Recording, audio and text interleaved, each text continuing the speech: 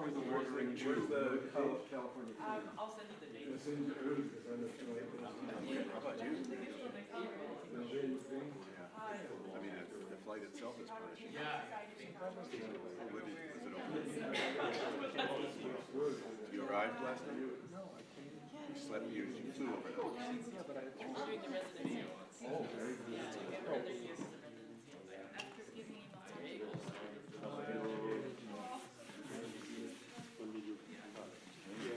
Good morning. Good morning. Good evening. Whatever it is. Somewhere this morning, for sure.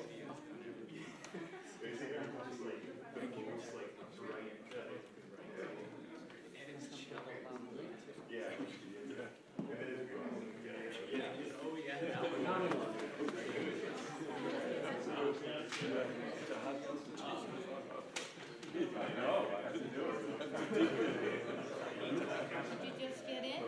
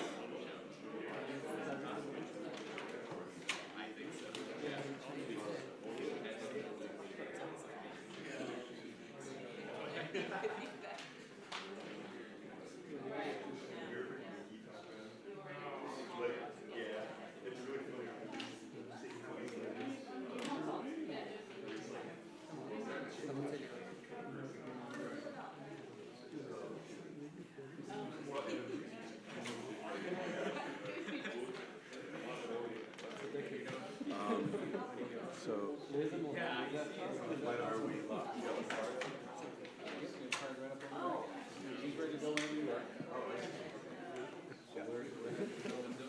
Okay, is it 2:30? It is 2:30 on the nose. Okay. Yeah.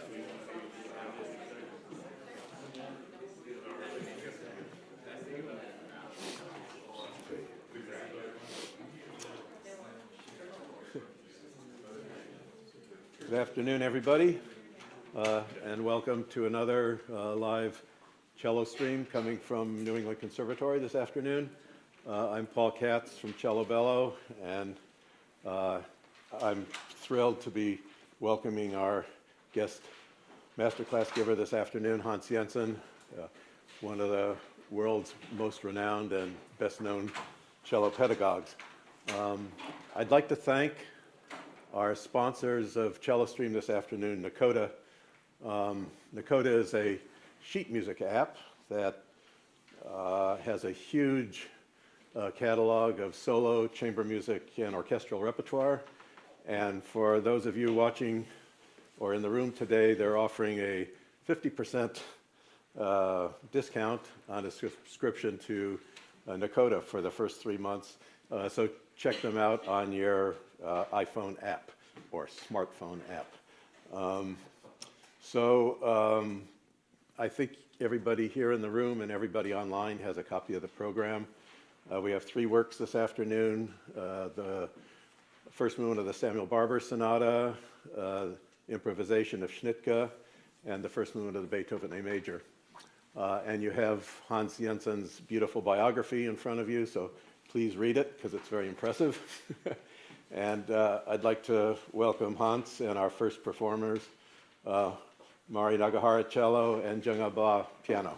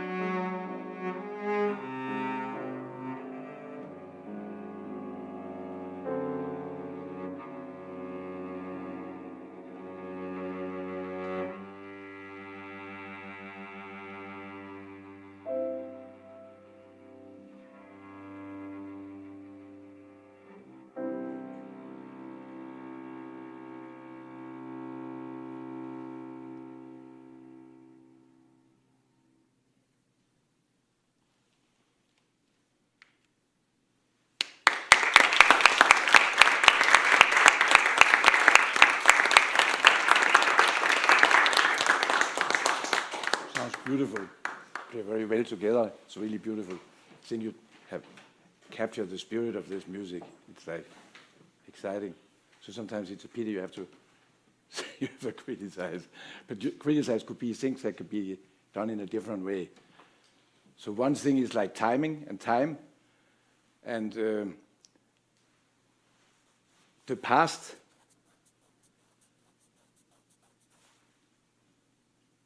and the middle, the moment, and the future. I think there's different ways to perceive time and space. And in music, it's like sometimes we have to stretch time and space. It's amazing the power, what we have and what we can do. But famous James Joyce said about time, he said, the past is consumed at the present, and the present exists only because the way it predicts the future. And there's something called different ways to perceive time. So I think music just flows. And I think it's different for the performer than from the audience. For the audience is more like you are sitting at a river and observing the water flow by. But for the performers, we have more sense. We have to be both in the past and in the future because we are thinking about it in a more linear way. So I think sometimes when we think about music, it also feels like it stops. And for instance, the way that the theme is brought back in the recapitulation, it's like almost like everything stops. Because I call this piece Searching for the Sea, because it starts out, it's very exciting because you don't know you're in C minor. You know if you're theorist because it's an augmented sixth chord, but you don't really feel the C. And the only time you feel it's like when the development starts, you end up the C, you get in C major for 1 second, and then it searches again because it's always searching for, also when you have the second theme, the second time you're in C major. But otherwise, there's this feeling of always moving and moving and moving, and it happens right away. Can you play once where you get the recapitulation, like where it's like you play the theme? What number is that? Yeah. Here I think the feeling is almost suspense and there's mystery. And most people wouldn't know it's a recapitulation because it doesn't come back the same way because it's stretched out. So I think you could play it much more like mysterious and calm, not so active, although it moves. Why don't you try to play there?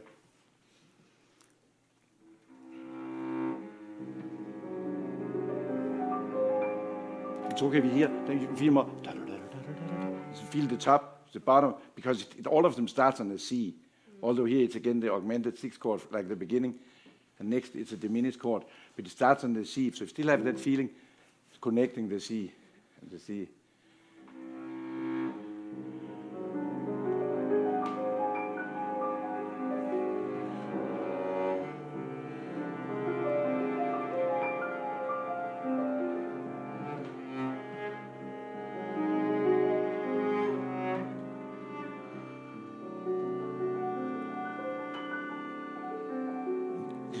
That we hear even within that, so we hear all the notes in the flow. I think you could color each chord. Okay. Besides its different harmony, you maybe change the color a little bit. Try it again.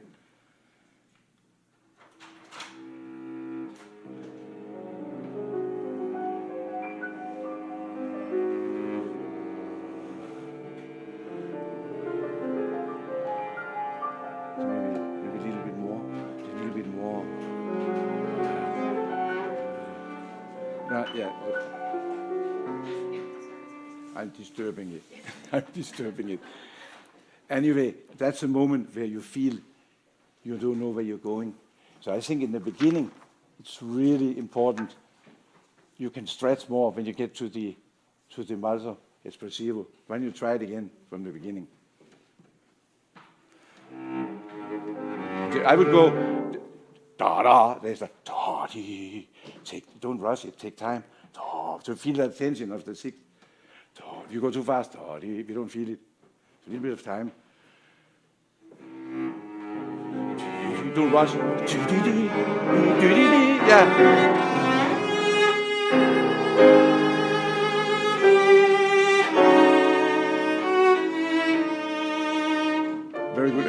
when you go ba, can you play from there? Yeah. And make sure when you go from 3 to 2, 3 to, put the same amount of weight.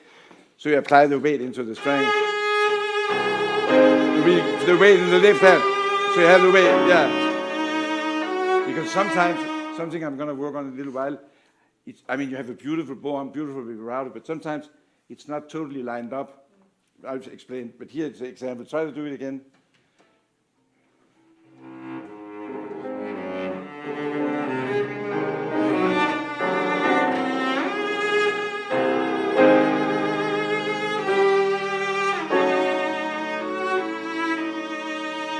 Can you play that once? Sorry? Don't let you come in.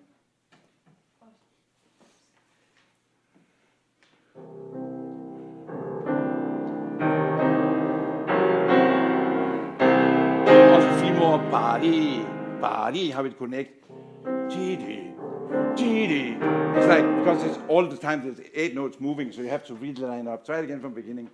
So really feel 8 notes are moving all the time.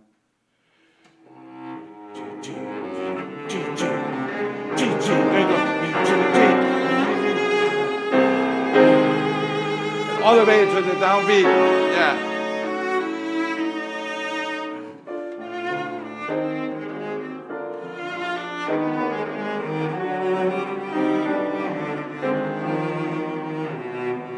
Okay, now we're going to take one break for one thing. I want to work on one thing, just with something with sound.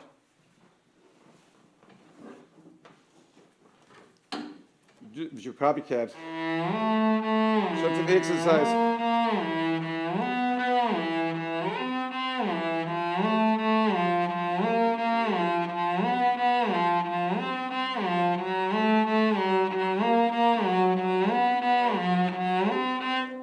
Just do it once without vibrato. It's got to be yeah. Maybe on the higher note when you go.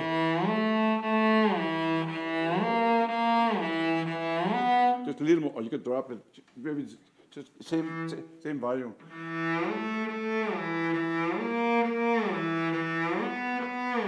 Maybe you're too heavy at the frog. So don't be not a little more tip. Don't press, don't push, just don't sing about it, just do it.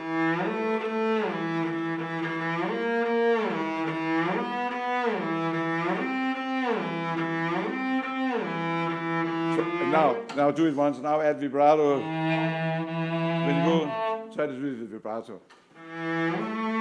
Do it once. Do it when you play each note twice. Slow. Do it twice. No, do so.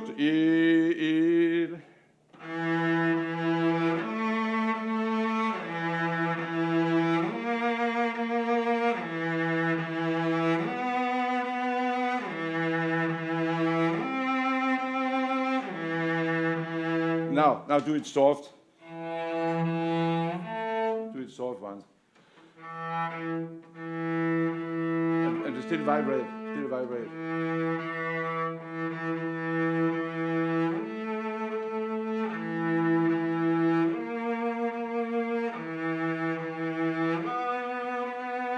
When you play soft, still have that you have. I feel sometimes when you play soft, you don't put the weight in the left hand. Do it once again soft.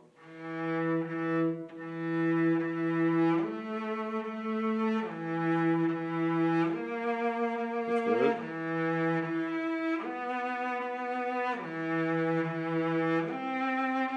And you go, then try to play now once, play the second theme, once without vibrato. You know.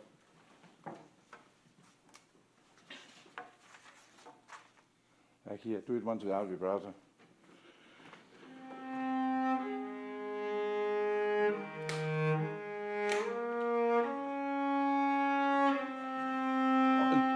Think when you go, when you change how you really like it. Don't sneak in. I think sometimes when you connect, it's almost too smooth. You have to have more of a beginning to the sound. Don't worry about too legato. Have more. Sustain. So you don't start. Have like a ma ma ma. Do a ma. No, I mean, you could have a K, K, K, but you just so there's a beginning of the sound. There's no beginning.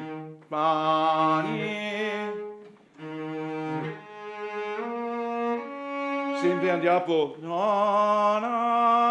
More beginning. I saw it was a vibrato in the bow. Same there.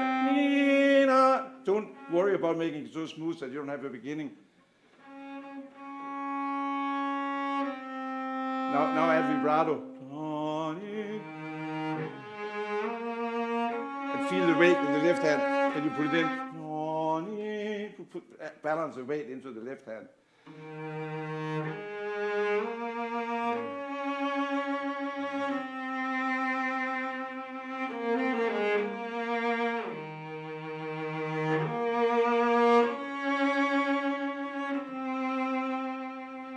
Good. Try to do it once when you get it in the recap. Oh, that's not there. Okay, over there.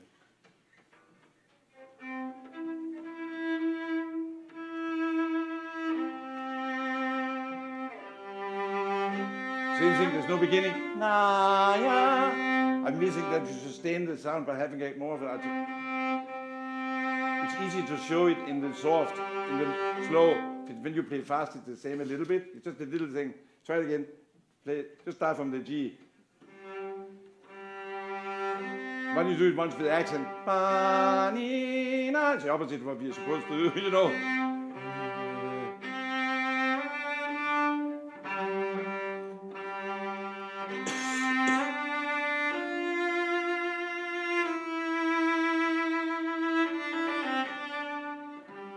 Play once. Just do the same, do the, when you start, so it has, have a beginning. You almost like it, so smooth, it doesn't have it.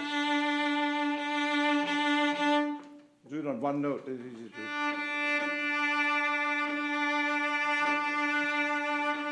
Also when you claim, start the note in the vibrato. Start it again. So you articulate both hands.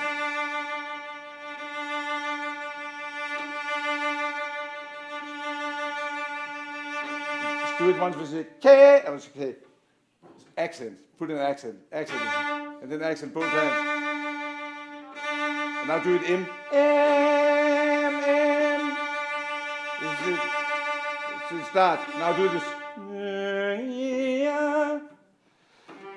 Sustain. Yeah. It's like when you come back, really support the weight. I mean, you have a fantastic vibrato. It's beautiful. But you don't always put it down there with the weight. It's very good. Yeah, the weight to come back. That's it. So start it, yeah. Same there. Da, da, yeah. The up bow, the F. Feel the weight. That's it, yeah. Again, yeah, knee. There's no.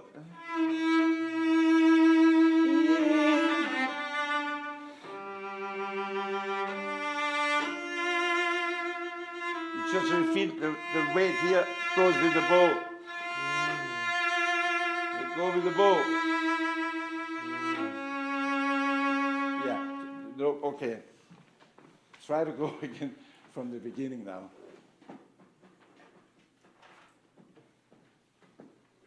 Or before that, you play once alone here.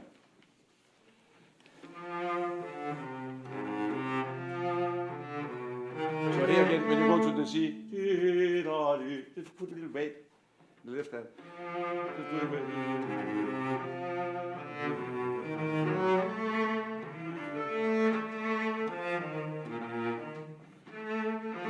Same there, the weight. Ni, yarani.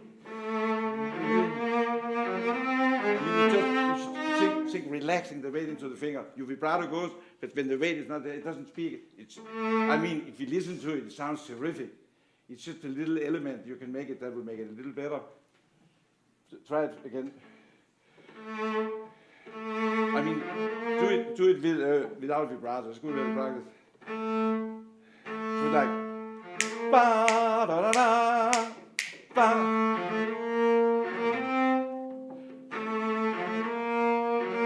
Also, it goes like B da da dee da da dee da da. Maybe don't go too loud. That's me. I make it because it starts there. Maybe start the let's go. B da da dee. Start a little bit out. Maybe start there.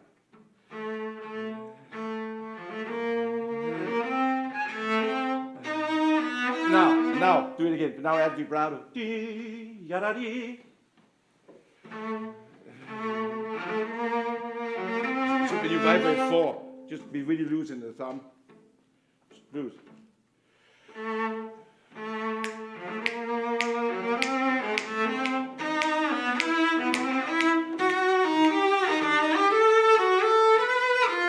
then when you go louder, maybe go slower. When you go louder, don't keep, maybe a little more, play one there from the F sharp. So, just a little more lazy, be lazy. When it's louder, on the F string, you need to vibrate wider when it's louder. So you change it a little bit, be loose.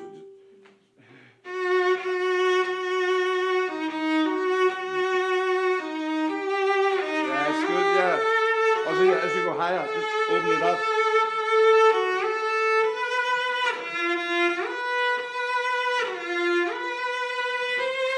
That's good, yeah. Do that again. We'll start on the F sharp.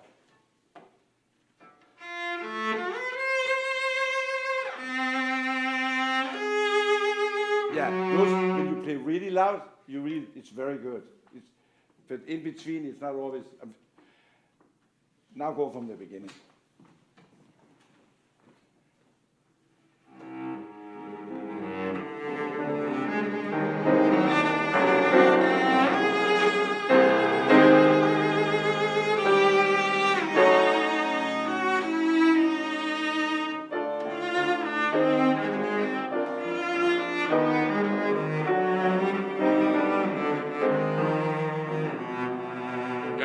Feel the dips. Don't back off. You know, as you go low.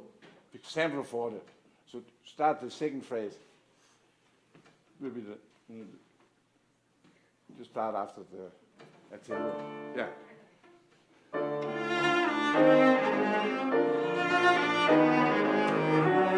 Now sustain. Also here, again, you need a little more weight. I know, once I started saying I keep the same thing, do it there, I can't stop. The weight. Like that. So a little more, it's just, because we don't put the weight, then it doesn't have the, it's not that you should press, you're very good at it. No, you have a very natural cello technique. Do that again with the E flat. Yeah. Now go on.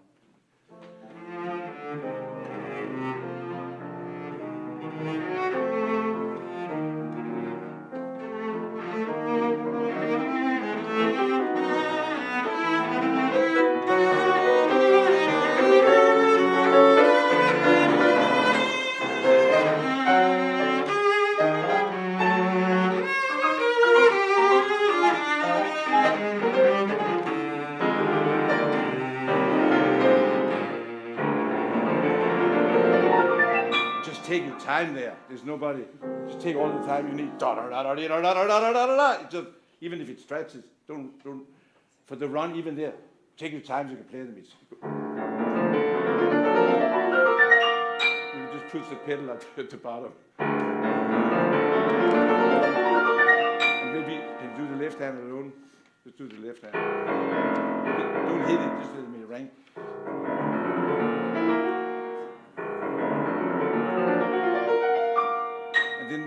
Then blend with the top, so the low is a little more. So don't overplay with the top. Just try both hands now. So just blend it. Say da da da da da. You know, good way to practice runs. Try to go slow, fast, slow on the run. That applies to a cellist. Try to go slow, fast, slow. Fast, slow.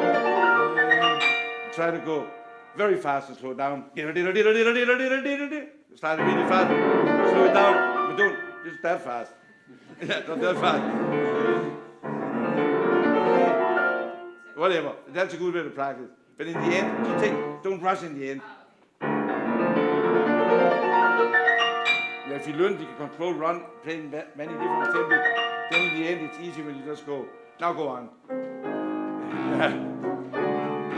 But so here, sustain, sustain, sustain, sustain. Is that your name? You're pretty good at sustain. Go over there. So, be sustain. Sustain, yeah. I mean, the interesting note is a high note, because the low one, we get that. But the high one,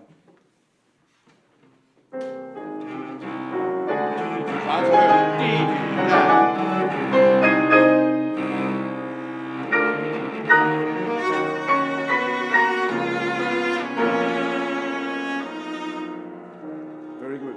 Now when you play, can you play the low? That. Just play that one bar.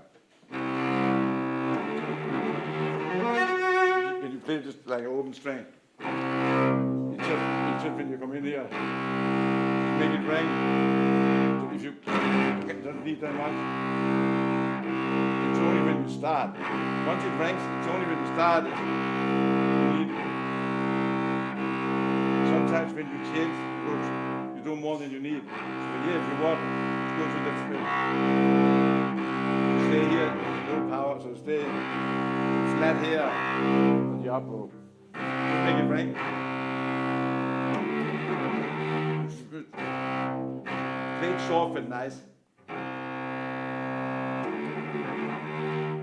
Now play just without a trill, just the C, D, E flat. That's good. Now add a little volume. Then, yeah. And then for a trill like that, just tap it a little more. So it speaks. Okay, why don't you go on now? With the neck.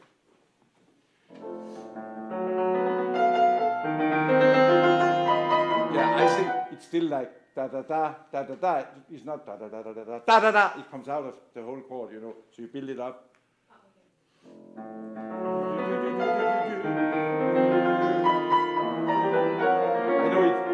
The stringendo is here, then it's dee da da dee. I know some pianists play fast there. This is a tempo, I think it's the first tempo. You know what I mean? You don't have to rush there, I would say. Make it sing, very melodic.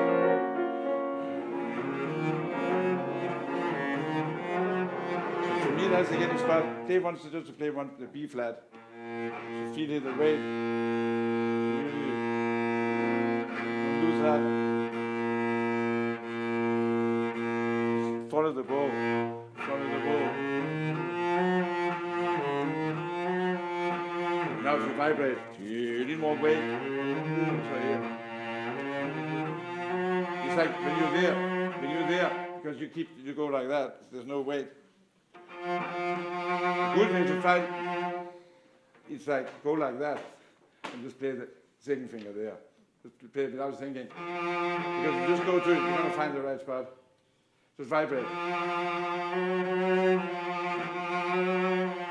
It's also, if it's too curved, maybe not that. If it's too curved, maybe like play not so curved. I mean, because then you have more. If you go up on the tip, then it's hard to get the weight. So if you go a little more, just straight, just as curved as it goes like that.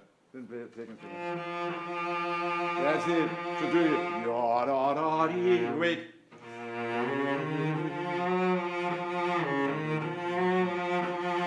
And then also phrase more, maybe like here, more.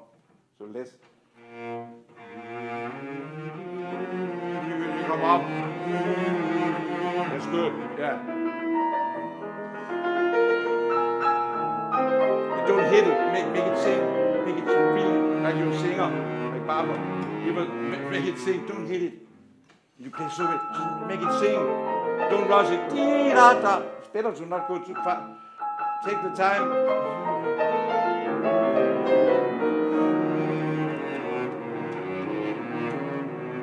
I know, same thing. Try to fix it. Just play that whole phrase. Think about the weight when you come up.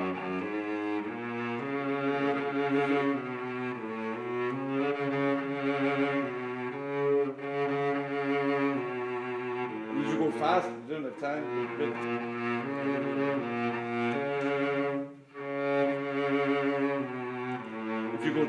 If you go fast, you can change your weight, you know. If you run fast, you have to stabilize a little bit. But I think you can do better than balance on two. Balance on two. So two is balance, then three is not comfortable, one is not. So you go there's no time to come up. So balance in the middle of the head.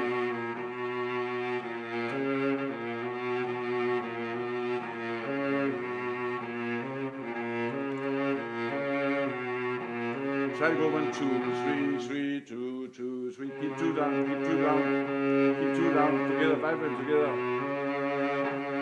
Stay close to the string. Now do the whole phrase. Okay, I won't talk more about it, but I think it's really a big thing. Better you do the phrase and go on.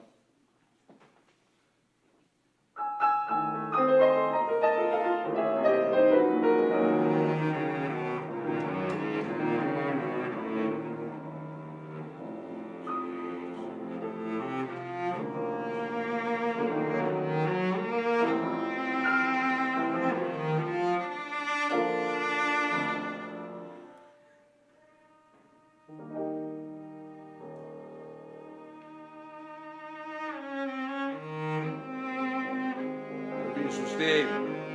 Put the weight.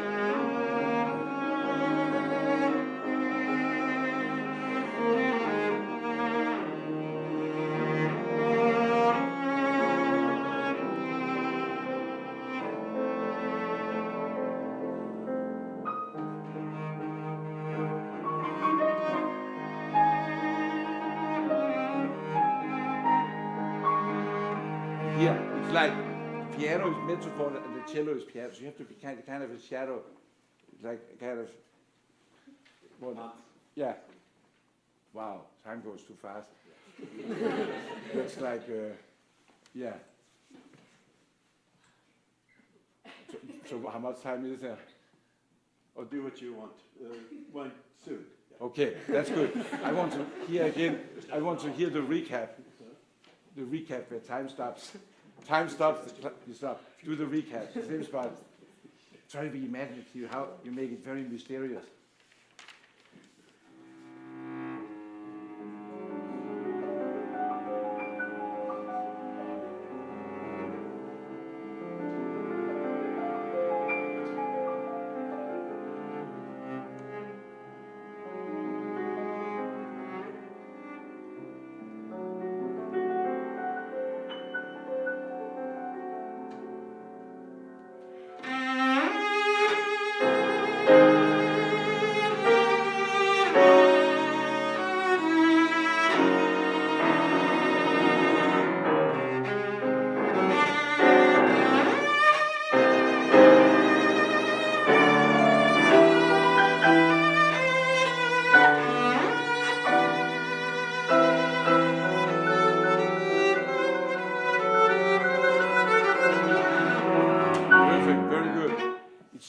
I kept thinking, why is that so dramatic?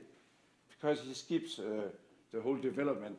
And there's a copy in Library of Congress where actually it's all written out. It's his manuscript. He wrote out the whole recap. But by taking it out, it makes it really exciting. Also, you get to go home earlier, you know. But it makes a movement. I always thought it's a little short, but that's because that's missing. But it's not missing. It makes it very dramatic. You sound great. Beautiful. Very good. Thank you. Very good.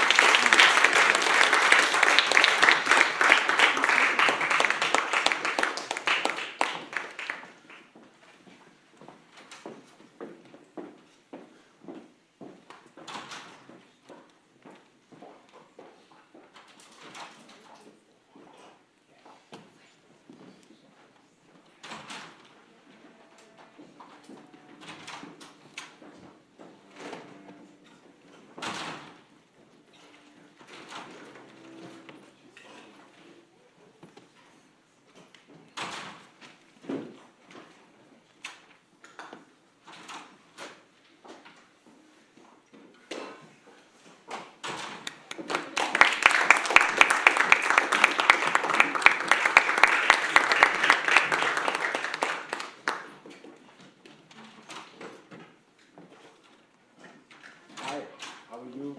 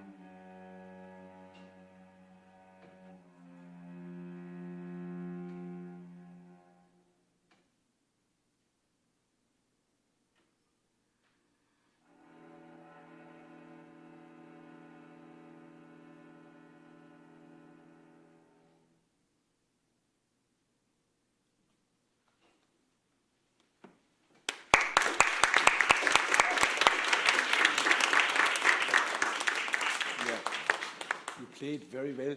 I'd like you to tell more story with different characters. Have you looked at what kind of sections the piece? How many sections are there? It's kind of unclear because like there's a lot of blend between the sections. I've definitely tried to mark out. Then what in the beginning, first 5 bars, he lays out the 12-tone series, and then when he gets here to bar 9, he does the same 12-tone series.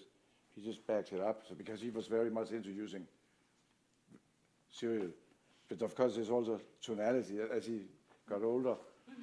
He started but I think what would be the different I mean, also we know it's written it was dedicated to Povich, so I think all the melodic elements, maybe they have to be more Russian in some way. Like if you play here, for instance, can you play there? Make that really like Ala Vostopovich style, so it's really rich. Just start right there. That's the first time you kind of have that melodic high A string. Just start on the E flat up there. Yeah. Start it down bow. It's fine up, but start it down bow. Just get that. It's like when we start down bow, we have a really nice sound. So start it down bow 3 times. And just make it saturated fat. So it's like really unhealthy, just really juicy. Like, yeah, I usually say that when people are vegetarian, so I'm not going to talk about meat here, but I get in trouble. But it's like a vegetarian, it's a portobello, really rich mushroom taste. Yeah, like it's a steak. But now here, start it down and get it really rich. Now, start it up. Yeah, and then just go in now. Very expressive, like really, very expressive.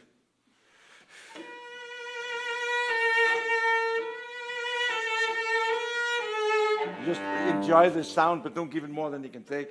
It's really rich.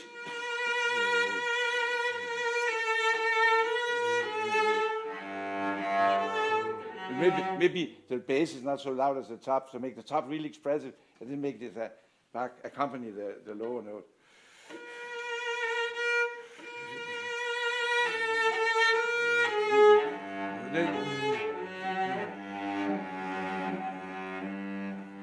So now, then you return here, similar melodic element. Try to play for there.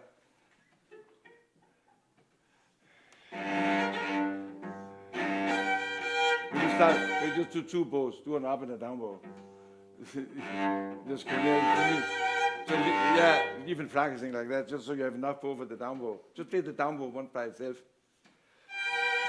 So if you play a double stop, try to just we have to set the bow for the lower note, because the top note likes it closer. It's fine there, but you play there now with that, it doesn't speak good. So if you want to play for the lower note, and then add the top. So always practice the lower note, and then the coda in the end, we can even go like that, so we get closer to the bridge for the high string. But here it's not necessary. Play just the low note by itself, and vibrate, and find the spot, and then stay, then go back off. Free it up. That's good. Now add the top note, add it up.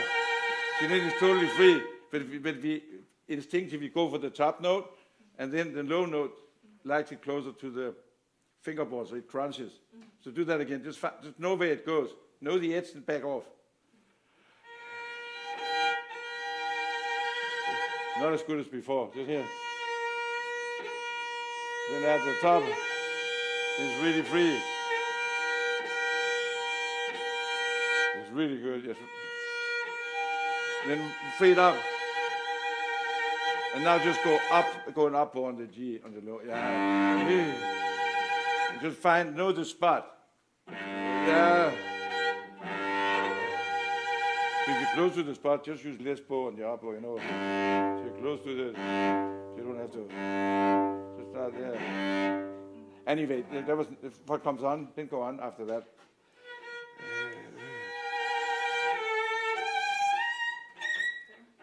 Don't worry about it. Nobody knows the piece. Just make it sound good. Make it sound really good. Just make it sound beautiful. Fade up. I mean, when you heard Rostropovich, I heard him many times in Carnegie Hall, and it's like his pianissimo is the most amazing thing.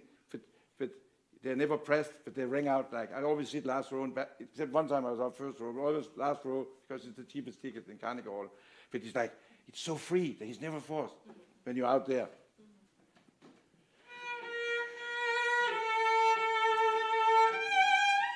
Just free it up, just free it up. When you play, don't play it, sing it. Sing from inside. Just really sing.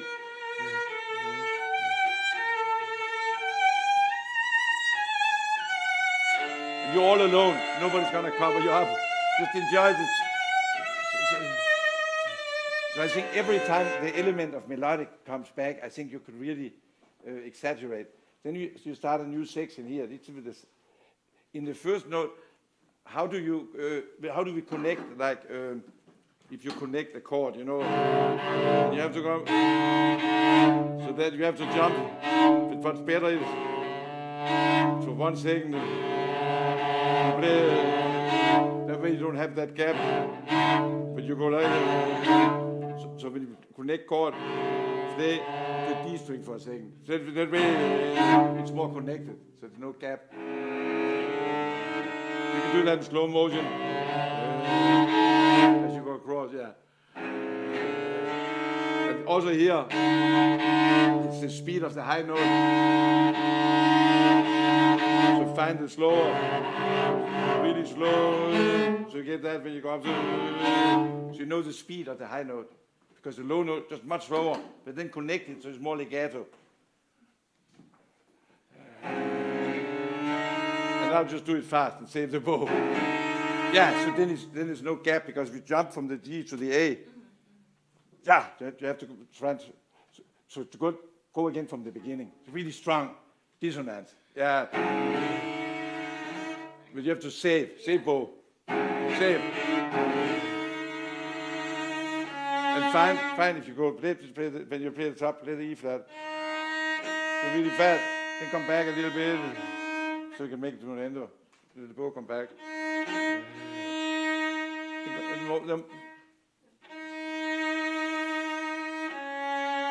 Just make it sound. Don't press it. Just the first chord. Then make it nice. Then make it nice now. Then come down. Now come down. So totally change color. Come down. So it's already suspenseful. If you just play it loud, it seems like funny. It's like beautiful if you like do much more color. And see how much diminuendo. Do it again. So dissonant, but then it's very mysterious and expressive and improvisatory, so you can move a little bit.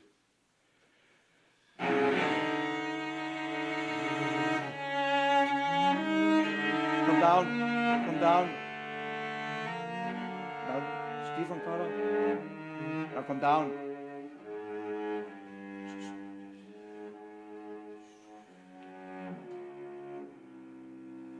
come up.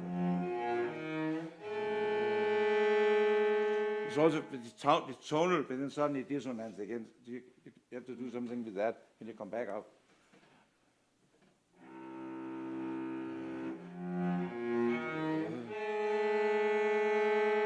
And then a new thing. Now expressive, different, expressive, and come back. So now come the series again. It starts on the air.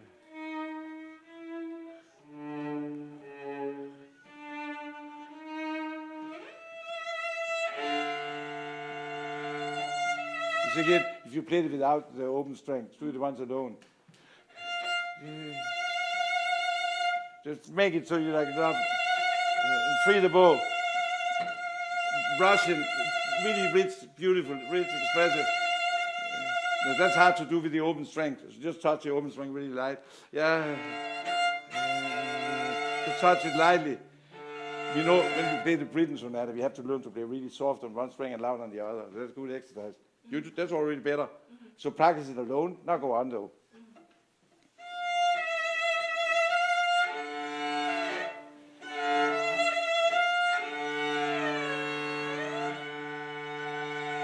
And slide, but don't play ugly, because there's a slide, that doesn't mean it's ugly. So do it again.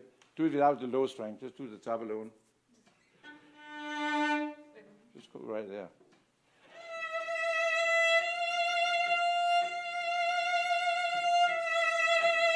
Keep the same quality.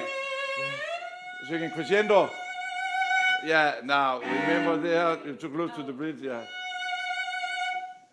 Yeah. So you can't go where you play the note before, you have to go close to the fingerboard. Yeah. We did that. Why don't we move on here from the second motif starts?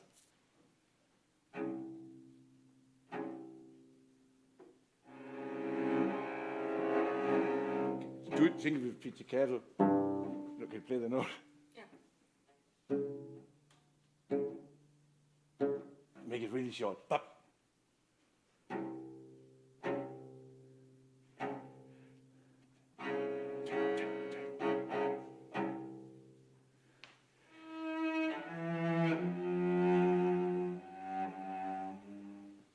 So again, it's a different character. This thing is totally dry. Bop. Bop. Try again. So it's a very different character. Yeah. I think it's important. Bop. Bop. Bop. You feel the triplet. T, T, T. 3 against 2.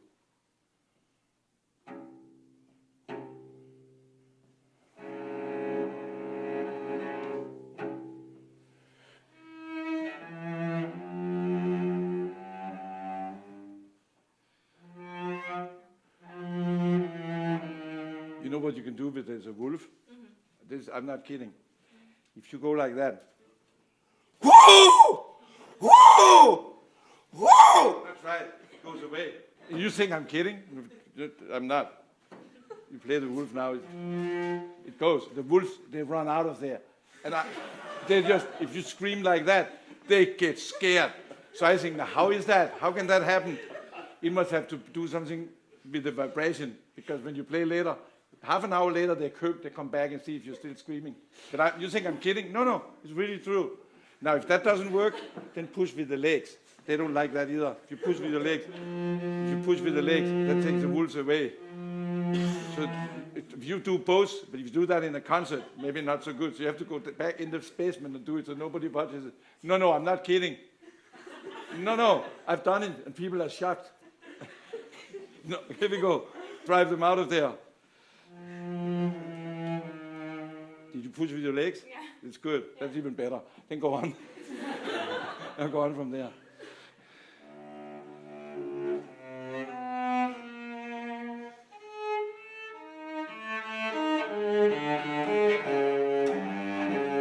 Play it like you make. Try to play the same phrase. Play it like you make it up. Because you're not reading it. You're making it up.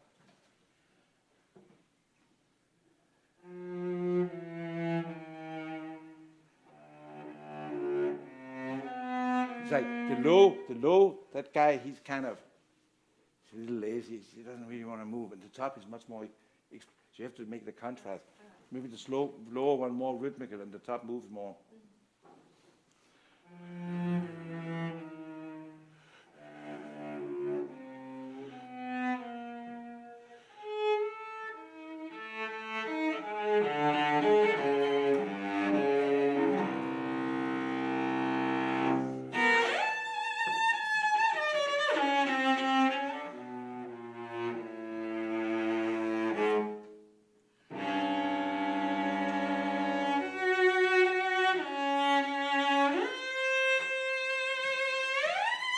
So again, be expressive. Play the C alone. So just love it.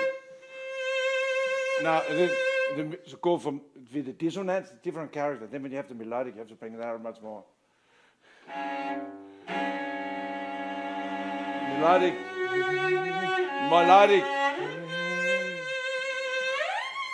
That should be yep. Like shut up.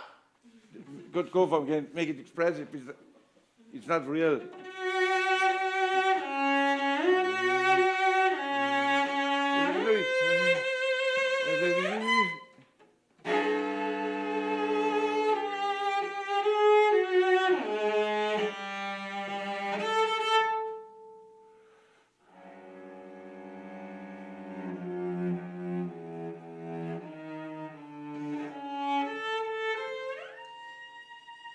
from here again, as soon as you're back on the A string, it's melodic. So go from here again.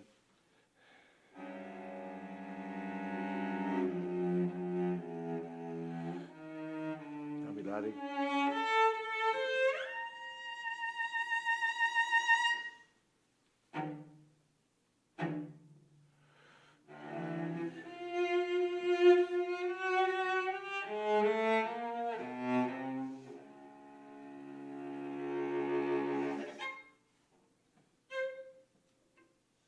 How do you make a crescendo to pianissimo, from pianissimo? To play it once the piano alone. To play the piano. So it's the same as a low that comes back. Without going into that. We don't connect it.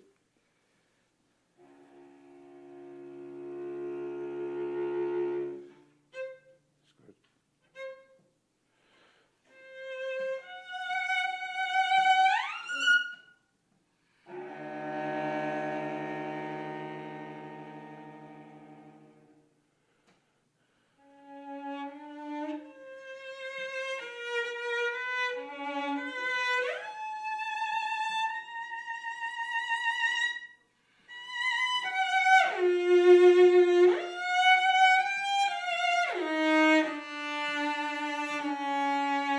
Again here, I think you can have a different color, different feeling right here.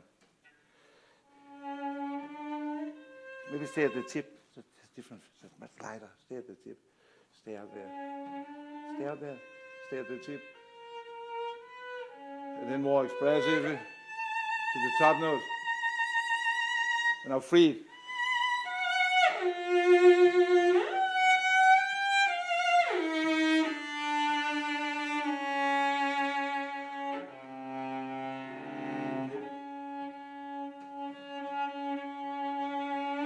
But then there's no dynamic. Maybe it should just be the same.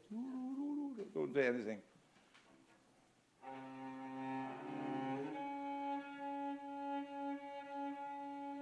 Because then when the crescendo comes, it's more powerful, yeah.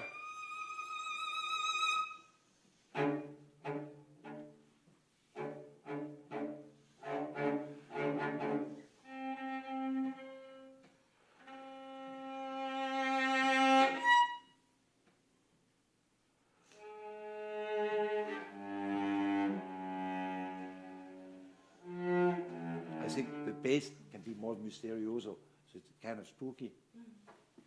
So don't just play cello.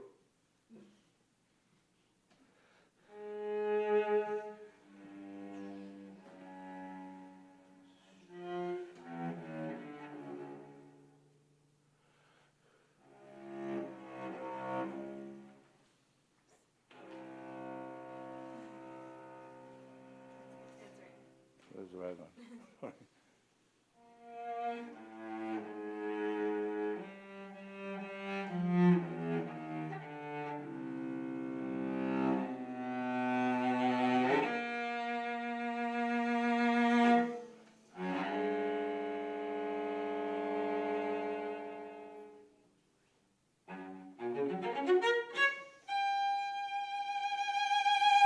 Maybe that's that. What is that? Suddenly F sharp major scale. Don Juan appears. You have to be more brilliant.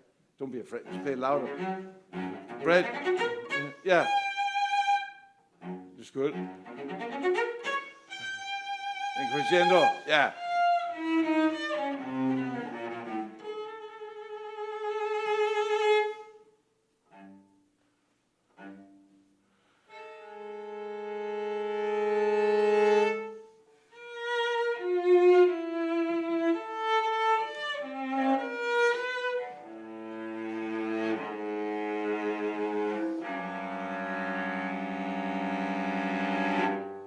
There's a phase where the bass gets more determined, you know?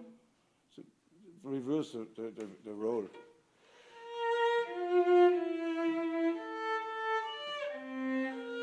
And then the bass strong. And more determined, yeah.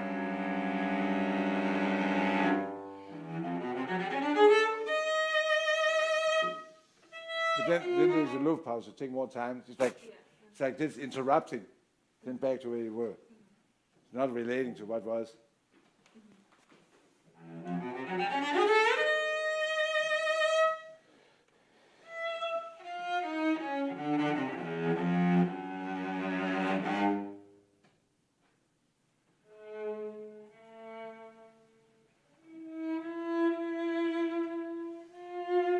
make something that's softer than anything we ever heard. So it's like something different. It's not. You don't feel that the same thing keeps going and going. It's pretty much softer.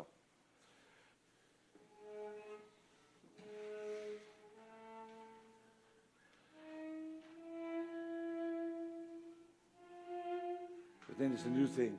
I think then it's back to something that was before.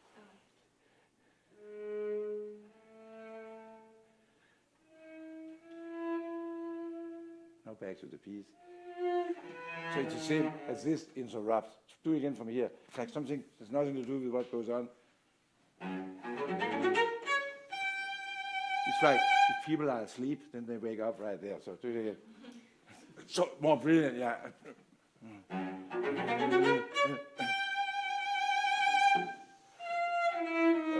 Then here again, that thing, the next. Yeah, no, that one. Then space, then back to the piece.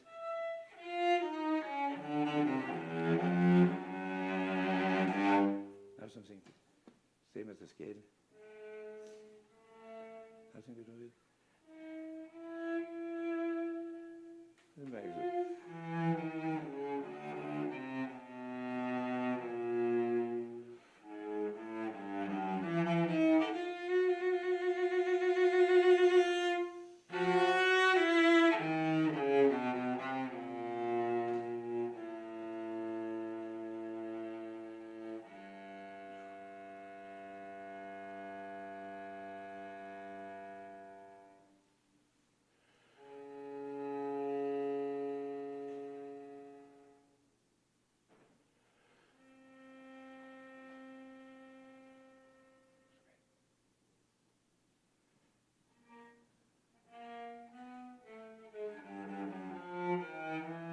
When you go bum bum bum beep pop pop pop pop, don't rush there, 60 or something.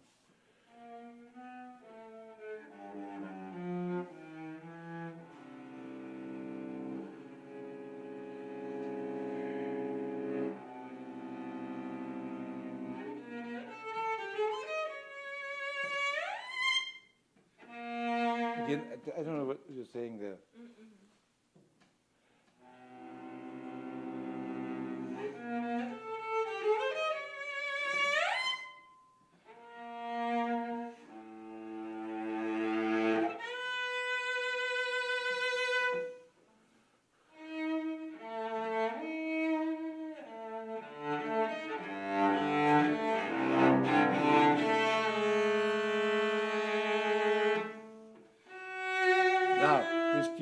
The climax. Now you say you could really open it up more.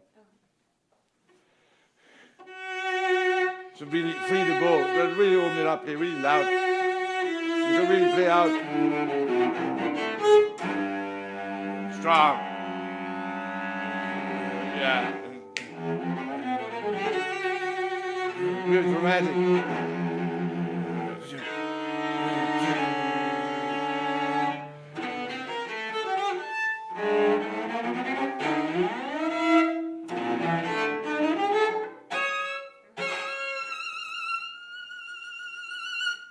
Here, I think you go by too fast. Do it here. Yeah.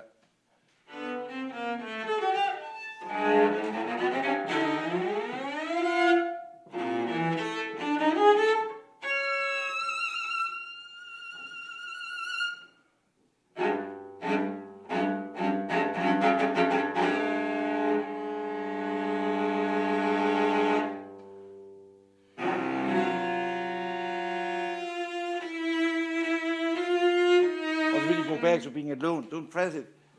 But it's low, yeah.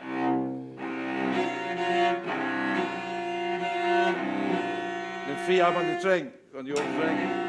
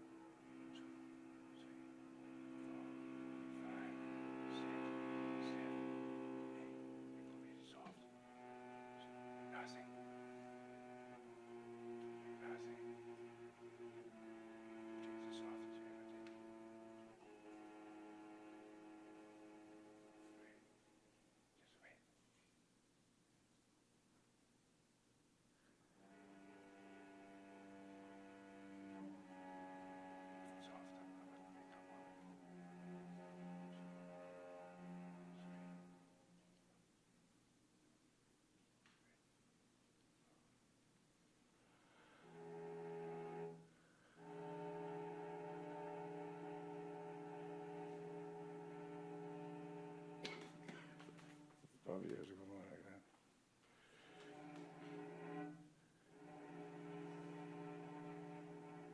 Anyway, you could go really soft, so it disappears. You could just exaggerate in a piece like that. But you played very well, very good. Yeah, very good.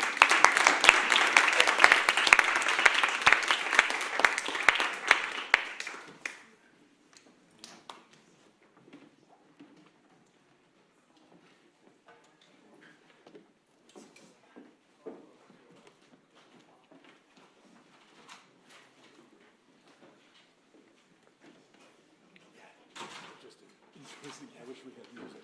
I know. Listen to it. This classically much better. I know. We're working on it.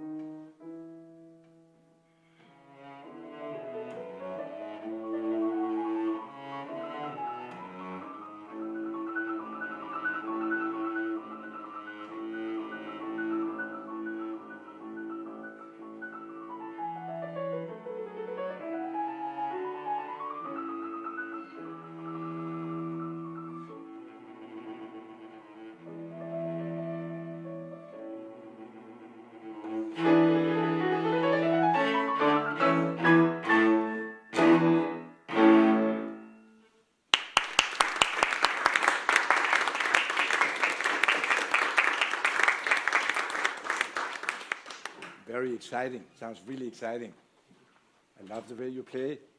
Sometimes it sounds fantastic. When it's bad, it sounds good. So I mean, it's always good.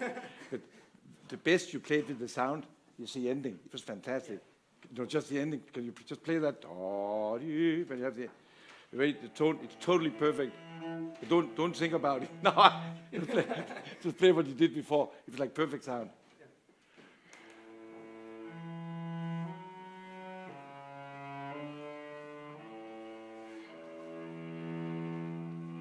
Before you didn't vibrate either?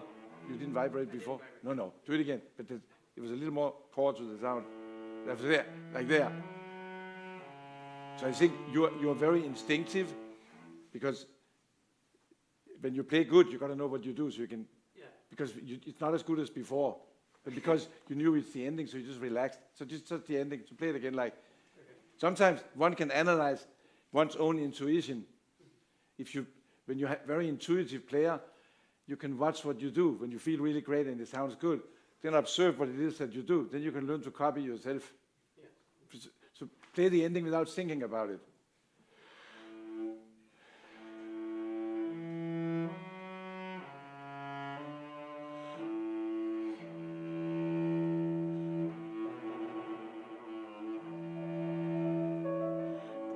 So that's how tone is totally controlled.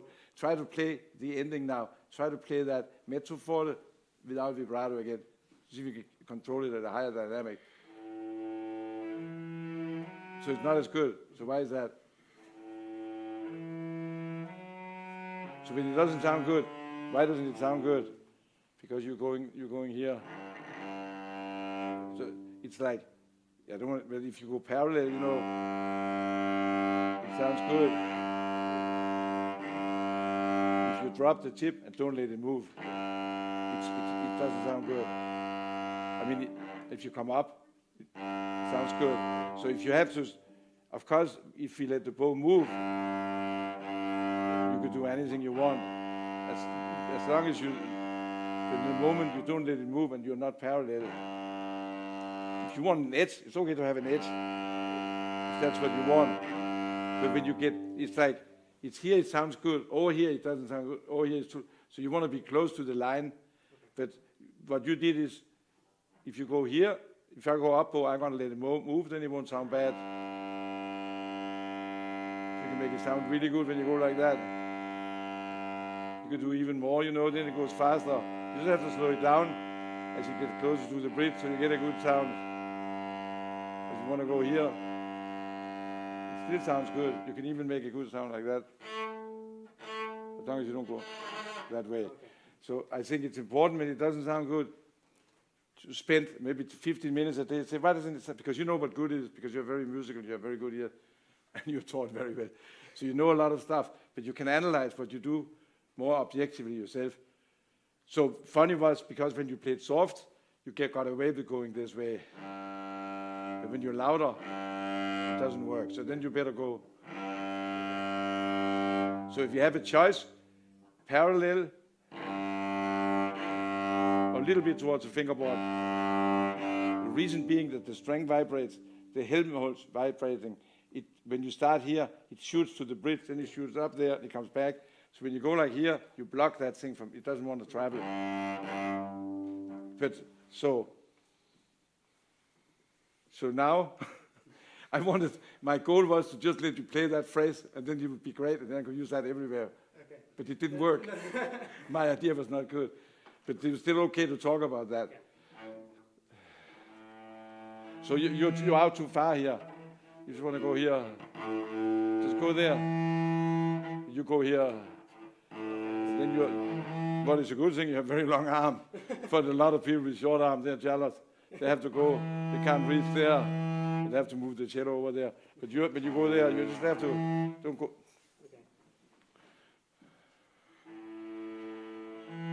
You're doing too much.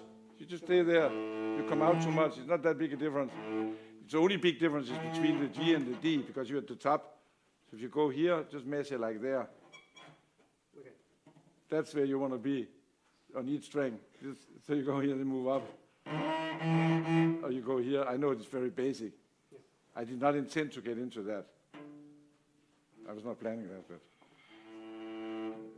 when you go up on the G, you're too far out. Just stay this. Just come up there.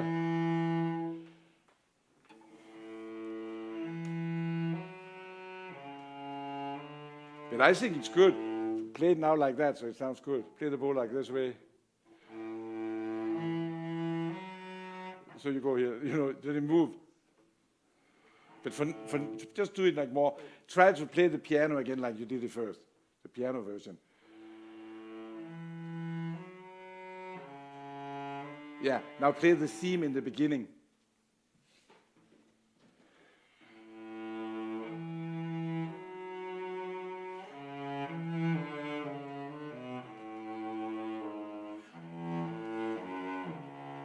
So there, when you go here, play it, there. Then come back a little bit, or slow it down. You just go slower. So do one or the other bit. Slow it down. At your level of playing, your intonation could be one level higher. I mean, you're terrific, but if you're international competition, you've got to play one level higher. How do you practice to play? Like, can you play an E major scale in tune? I know I normally don't start talking about intonation. I'm sorry. I've not done that for like 2 years. Somebody say, I don't know. Don't ask me. But now, how do you find the first E in the E major scale? How do you find that E? Check it with the G. Can you do that? Yeah. If you do that, you're going to be really out of tune. When I was young and I used to play, I would practice that all the time. And then I go play Brahms E minor, and it's so out of tune. I said, what's wrong with the piano? And then I tune to the piano. I mean, but the E you want to tune to is the A string E. Yeah. Play the harmonic on the A string. Because you're an A major. So the E you have to have is, so play first an A major. Can you do an A major scale? I mean, your intonation is like 95% good, but it's not 100%. I think you could be more critical. Play an A major, just up the A string. How do you find the B? Do you have two Bs? Yeah. To B and not to B. There's nothing to do with that. But you have like, you have this B, and then you have this B. This B is a Pythagorean B. That's a B that tunes with this. If you play that E, if somebody says they don't use that B, if you play a just scale, it's still the same B. It would be that B. You never use this B. You never use that. Not in A major. Because when you do just tuning, you always tune in the key, so the pitches change. But if you do melodic tuning, it's always the same. So you always use the E, that E, and the same with the B. You can find it. You can find it there also. So if you find the B, because people have a hard time finding that B. If you play the low B, and you play with the high B, this B it fits with the piano. Same with this, it totally fits with the piano. If you play the low, it's way flat with the piano. Same with this E.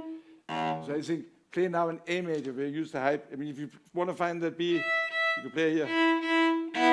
So it's a high B. If you tune with the G, it's too high. So all tuning is just about the syntonic comma, the 22-cent difference between melodic tuning and just tuning. But for the B, when I found that, man, I love that. Then I said, wow. Because people they always play like Dvorak. Of course, once you vibrate, it doesn't matter because you vibrate so wide. So it covers it all up. And also, if somebody totally tunes justly and they have a good ear, then they adjust to the piano anyway. But I don't feel you totally adjust. There's one more level you can. So knowing a little bit about it is people that have great ears don't need to know anything, except if they teach people that don't have great ears. Then you can help them. The reason I got into it was I was frustrated from years for teaching. I had one student, she studied for 10 years, and then she went away and came back, and then she played out of tune. And I said, we spent 10 years doing that. And I mean, so I feel if there's when you understand the theories, you can train your ear. Once you train your ear, you don't know what to think about it. And you never want to talk to anybody about it. You play with a violinist that doesn't know about it and has better intonation. Don't start telling them anything. If you're in a quartet, whoever has a better ear, that's the person you let say how to tune. Don't argue if you know something. But your ear could be a little bit better. Play it in an A major scale. So if you want to test the B, now if you play a harmonic, if you push it down there, what happens to the pitch besides it's a low octave? If you push the string down, the pitch goes higher. So you have to match by going lower. The higher the string is above the fingerboard. If the string is really high, then you have to lower it a lot, because when you're pushing a string, you are stretching the string so the pitch goes up. So you go a little, even hearing that, there, a little high. Then if you go lower, now you get the low there. Then you get the low of the E string. Play that harmonic and try to match it. I'm sorry, this is not nice to you because you work on the example. But I think for his life, it's good to. He is not the right one. Not totally right.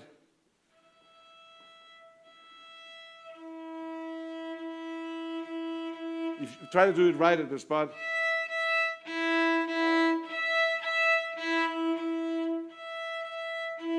So that's a little high. So it's very little. You have to go lower. It's better, and then you go. Then tune the B as a perfect fourth. And one thing, when we tune double stops, I see very often people play a note and then they tune the double stop, and then they move the other notes. So you have to know what note tunes to what note. So if you play thirds, it's the bass. The low note is the melody, and you could do melodic tuning and still tune justly to the melody. That's one thing I didn't get into until after I've spent a lot of time with the cello mind. I didn't touch that because I was afraid. But that's what I realized. We tune very often. We play a melodic melody. You do it in a string quartet, and then the rest of the group tune justly. Now, how did that relate to what we're just doing? You have to save me. No, yeah. So you can. You have the melody, and then now don't start moving. Don't only move the top note. If you decide you're tuning to the B, E, don't move the other note. People do that all the time. If you do that well and fast, the ear will sound good, nobody knows. But when you're really practicing, you want to know who you're tuning to. Yeah. So now play that E, and then play the high B, and now play the A major scale. Yeah. Now match that down low like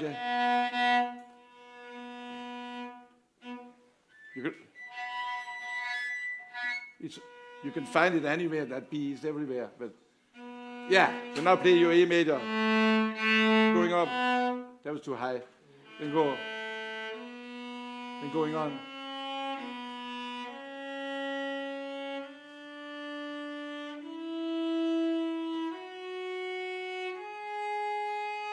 So if we practice tuning melodically, you can only tune your fourths and your fifths and your octaves. Anything else will be out of tune according to the melodic tuning. But play now an E major scale, just from the low. So when you play, the low, you hear the high E. And if you do the low, the one you tune to the G is this. So there's a difference between this. I mean, for most people, it's like quantum mechanics a little bit, because if you play like a little bit out of tune but always consistent, then the listener's ear is very tolerant. There's a lot, but you're a little bit not always like right on. So you could spend time on that, 15 minutes every day on scales. So do E major again, but then listen. So hear that E. I think people with great ears hear this instinctively and intuitively. No, don't do that. You can't do that. No. You have to do this one.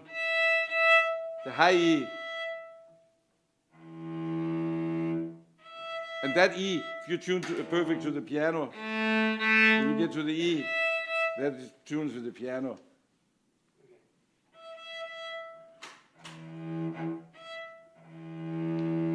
And now go on with the scale.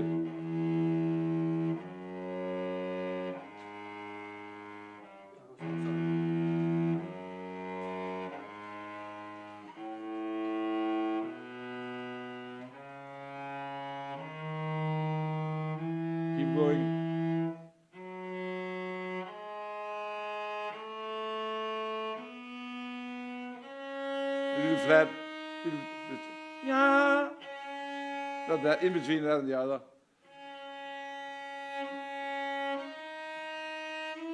Now do a B major scale.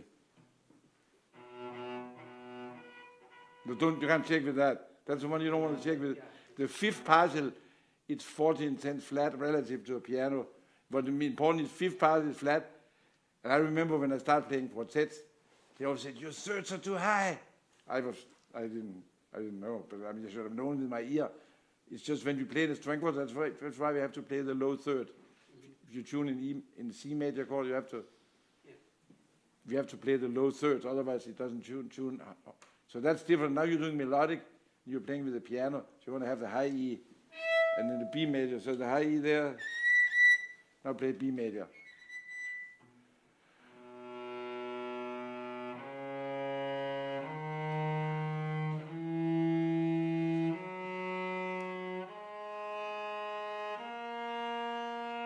Keep going.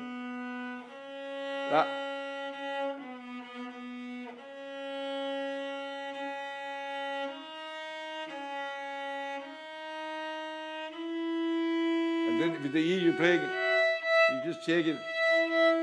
It's just having parts that you can check.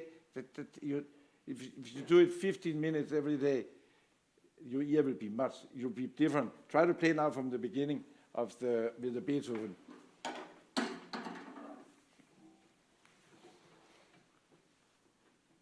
I mean, you're so musical, you're so intuitive, it's beautiful, it's really, really good.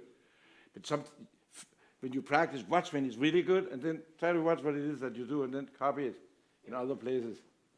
But don't just play now the way you played before, don't think anything, just play without thinking. Sometimes the funny thing with the ear, we tune up, and then somebody else comes and plays, then start playing more in tune, because it opens the ears, and we shouldn't think, it's just instinctively, don't think about it.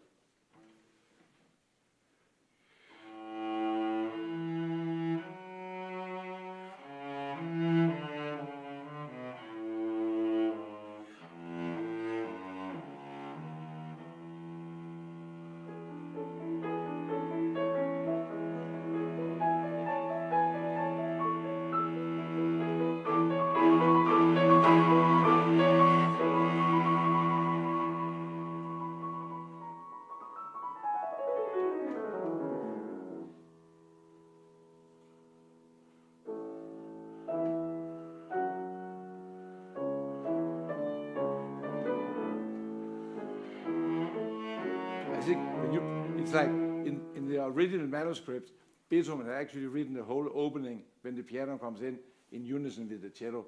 The cello played the whole unison part. Then he, as just to back it up, then he realized he doesn't like that, because we have this wonderful book where they speak about the autograph. It's very interesting. But so when you come in there, if you play so loud, you should it's just to support. So you're just supporting the piano, so don't play so loud. We have all these different roles. Also, I think it's good if you think hypermeter. Da da dee, da dee da da dee da dee da da dee da da da dee da dee da. So it goes on into the piano. We analyze the theme, of course, it's in 3 parts, and the second, but we don't need to do that. Just think like stronger beat. You sometimes play it on the G string. It's okay too. It's okay. I'm not, whatever, yeah. Yeah, it's all good. So, yeah.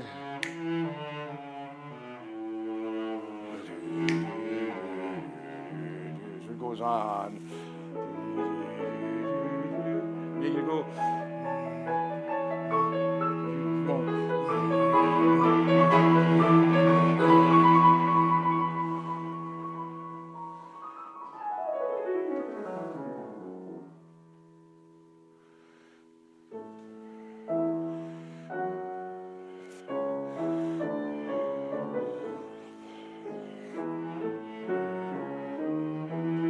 Start here from the G sharp.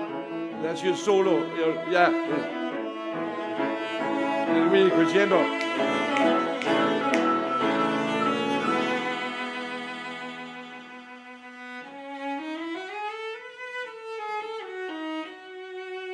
Don't stop on the F sharp, because the fermata is on the E. I mean, with the B, can you play the high B that we spoke about? Play the B there. It's a little flat. That's a B. You play a B that tunes with the D. Don't do it.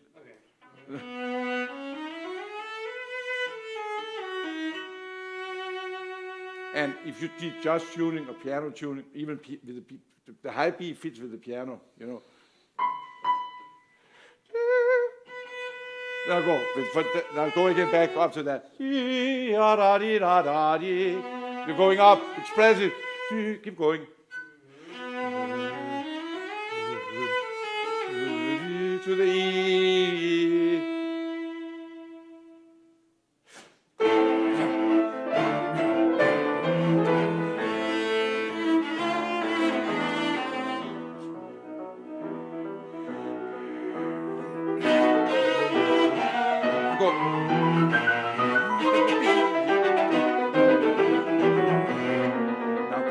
Color. So you a little bit, maybe, do you want that? Is that on purpose? I mean, maybe it is, or maybe you go. I mean, if you do that, it's because you want to change the color. Don't do it just because you have a habit of going out. You always go up, you're too far out, it's very good. You should be here. When you go here, and then, of course, it sounds good because you let it glide. But you don't need that for that. When you want to go here, you want to go soft and go up here, it's fine, but don't do it just to do it because you have to do it for a reason. So, a little more color, more weight. Nothing. Long line. Free up at the top, but keep it going. Keep it going so it goes on, no stopping.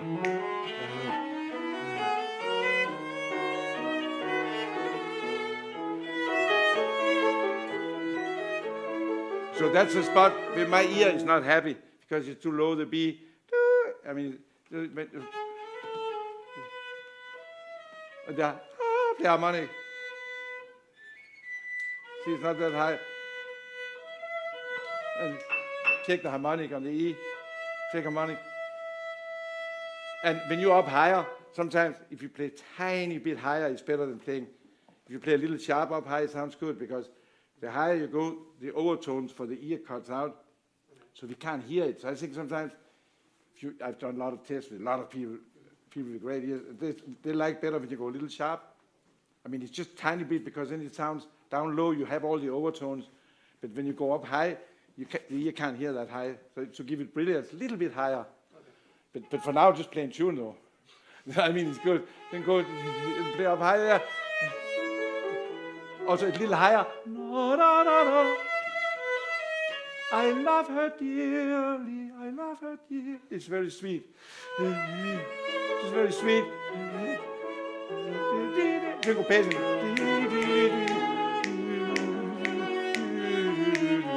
Then now, feel to the bottom.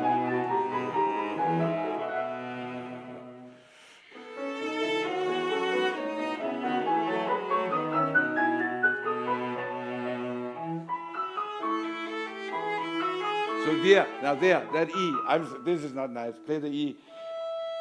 So you're going a little higher there than you needed to. It's just being aware. And sometimes when you have a lot of emotion, musical and very musical, it's hard to stay objective about one's own. Because once you can't think that many things. So it's good when you practice sometimes, actually analyze your own emotion and your own, when you play it, and then be able to play very musical, doing what you do when you don't be able to do that calculated. But then when you do that, maybe listen to intonation or something. You can match up different things to think about. But not now. Go for it. Yeah, go from there. Even there, the inner. That first thing is a little what? It's not just a little low. Yeah, a little tiny bit. Yeah. Just a harmony here. Then dialogue, duo.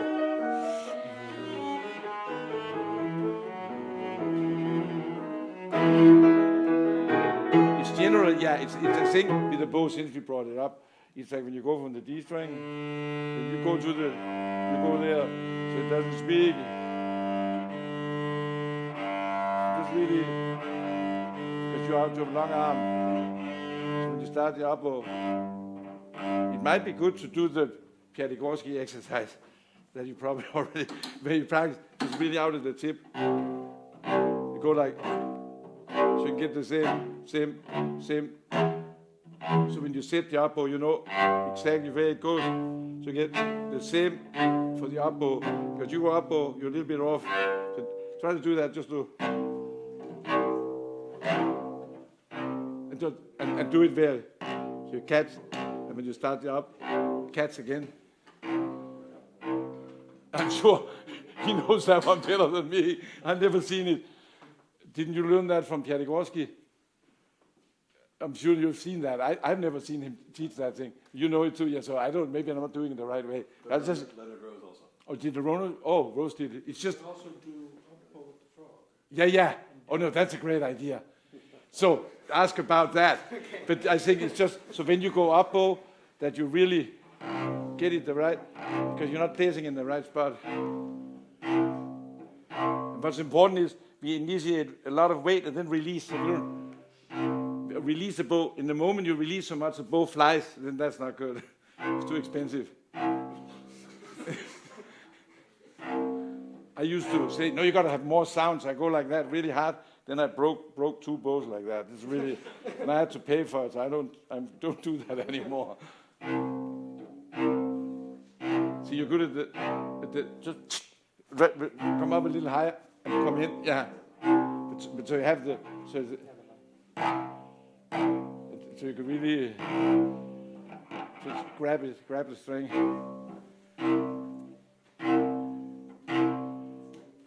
Let's finish with the middle part in F sharp minor, the most beautiful thing. Maybe go from. Can you play one from here? Yeah, from 125. You know what I liked? You didn't play loud. It's very expressive. You can make it more beautiful. It's so expressive.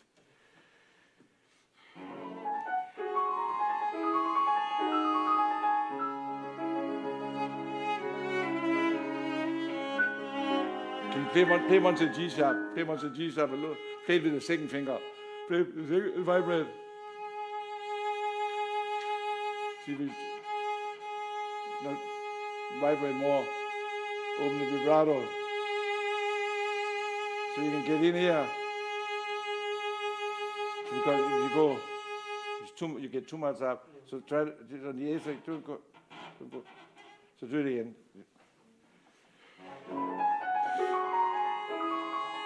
Now, stay there.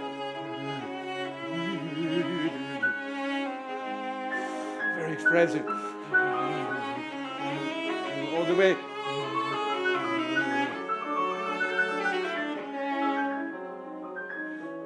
Really. Rip it. Yeah.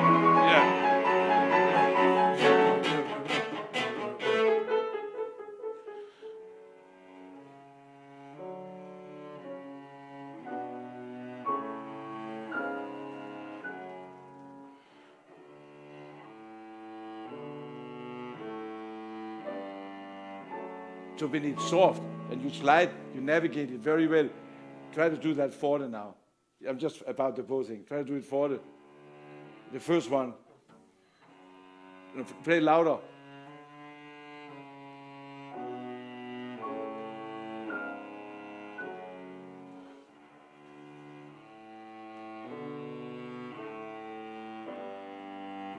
Of course, it shouldn't be loud. But that's very good. So you just observe when it sounds. If it doesn't sound good, watch what you're doing. Yeah. Very good. Thank you. Great job. Thank you so much. Very good. Yeah, very good.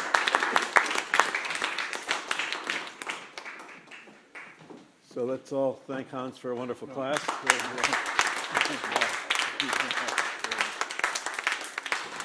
We're going to set up a couple of chairs and we'll have a little discussion on a couple of things. And I really want you all to ask him questions. Anything you heard during the class that you'd like him to pursue, we'll do that. Give us 1 minute to set up the chairs.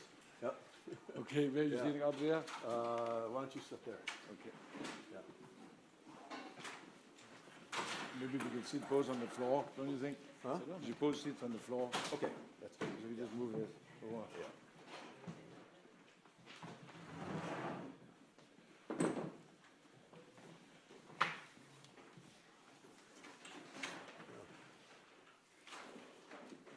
So,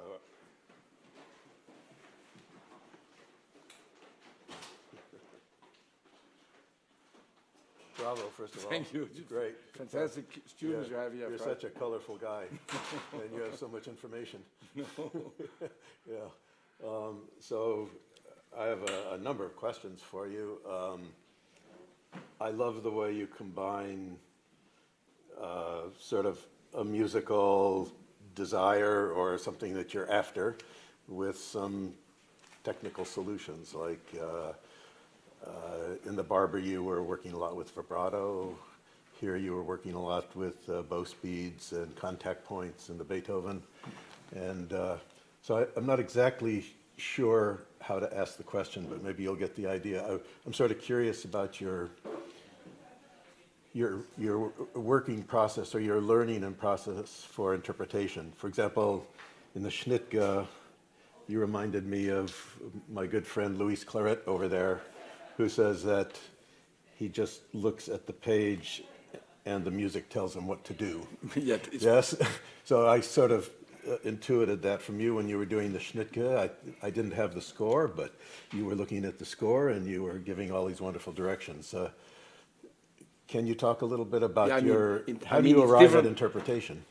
Yeah, I mean, it's just, it's different for each person in the sense, if I have a new student, then I spend a lot of time on the physical, so they don't have, and I have a few students, then they don't know that I can teach music, because they don't fix it. If it's a master student, you have 2 years, sometimes it's hard, but I mean, once you have like very advanced students, then it's mostly musical because they just do it. And I spent so much time researching how do you produce sound. I wanted to know everything physical.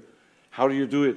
So I have spent 3 years. I interviewed lots of scientists on that topic. And of course, in the end, I realized it's all in the ear. And the physical, it doesn't really matter so much. You know, you can do it many ways. Yeah. Because even when he was playing the Bienen, when he did it, he was sliding so much up and down, but it sounded beautiful. Because he's very, but sometimes it doesn't sound good because he's not doing the right thing physical. So I think if something is not sounding right, you want to know why. So then I would look for the physical reason and spend time on that. But of course, the interpretation, it grows over the years. And when we teach these amazing kids, our interpretation changes because you learn so much from when they come up with. So I love that. Yeah. I've learned to be open to like different people, so that's just one way.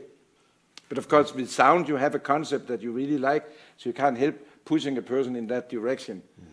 But if somebody is very developed and they have their own style, then I don't try I just let them do their thing, but then I try to add to that instead of starting from the scratch. So it's easier for us to see how you correct the angle of the bow or, say, put more weight in the vibrato or something like that. How do you teach imagination? Oh yeah, that's a hard thing to do. But I've had students that was like not so imaginative, and then one day they woke up and they were really like imaginative. So how did you do it? I think he smoked pot. I don't do that, but no, I don't know. So I know somebody copied that, and I said no, don't do that because it's bad. You're totally unorganized. Because when people smoke pot, I don't advocate it. I tell them not to smoke. But it's like when your intonation goes out in most people's cases. If they smoke too much, they start playing sharp. So there's one boy, he comes, I said, that's like 20 years ago, I said, you've been smoking again. So that was not a good thing. Yeah. But imagination, I think it's like watching a lot of music with a lot of people. Like if you play Beethoven, learn from the pianist. If it's Bach, listen to Glenn Gould. The more we hear, the more we experience. I remember with Bach, I used to teach kind of romantic style because that's what I was brought up with. And then Anna Bülmer's recording came out, and I was teaching at University of Houston, and then all my students said, you gotta hear that. And I remember listening the first time and said, oh, because I felt kind of insecure because I didn't know about it. So then I listened 10 times, and then I said, wow, this is amazing. Yeah. And then I actually started in summer, I bought all the books you can get about Baroque performance practice, so I could actually understand it. So that inspired me to read about it. But if I teach, like say, a younger student, I don't try to make them play authentic, because first they have to learn to play the cello, and then, but some, if they're really advanced, then I let them do that too. So I want your opinion on something that I get asked all of the time. We have the entire world of recorded music on YouTube now, and I have students coming telling me that they don't want to listen to a piece that they're going to play because they don't want to be influenced. What's your opinion about that? I think there should be situation where you tell a student to create their own interpretation, but I think, I remember Perlman I saw in an interview, he said he gets a music and then he gets 10 recordings and listen to it. So I think it's good. I haven't used this a lot with the student to listen, but as I pick 5 recordings and then try to watch the score and then try to write down what do you think each person does relative to the score. And then how do you think, so they start listening in a very analytical way, instead of just copying without knowing. But if you listen and see, wow, certain famous performers, you see, they never do anything that's in the score. And then you see another person, they do everything in the score, but it's not as exciting. I think it's most exciting if you actually do what's in the score, but also make it very creative. Yeah, that's the goal. But there's so much more there than what's written, I mean. Yeah. But I think listening on YouTube, I think the young people can hear all the competition. I think it's fantastic inspiration. Because it used to be, let's say, a long time ago, people studied with a famous teacher, but then they're only exposed to that studio. But now, I remember going to Australia and giving a master class, and all the kids said, oh, we know you. You know your student this and this, just from watching. You know, it's amazing. So I think it's a tool that can be used very efficient and very helpful. It can also be abused. If you just take something and just copy it without knowing why, it's okay if it's your teacher. If it's like your student, your students they copy you, I think it's great. But not even that, though. We don't want that particularly, right? I know. Yeah. No, I mean, I think we're saying the same thing. That the more concerts you can go to, the more, I mean, live concerts are better than absolutely. But if you go to YouTube and you love Jacqueline Dupre's recording a Chopin sonata and you only listen to that 100 times, maybe that's not good. But if you're listening to 4 or 5 recordings of Chopin and getting different ideas and getting stimulation, and I have students that are really unmusical and don't. I tell them to listen to Saffron all the time, because. But if somebody copies that was amazing for him. But I don't think maybe to copy it. But somebody they say you're the middle center. Like Rose is a good person to copy because he was very centered. But they say a performer that's very extreme. If you copy them, then you get even more extreme. So it's better to copy somebody in the middle and get inspiration. I remember from listening to Piatigorsky, I noticed in his technique how he slides very subtle, but he always plays the note before he plays the note, and so he never misses. And I use that all the time in my technique when I teach.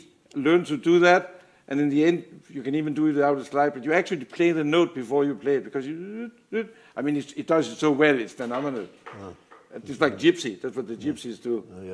The slide, the feeling of the fingerboard and the spacing between the notes is amazing.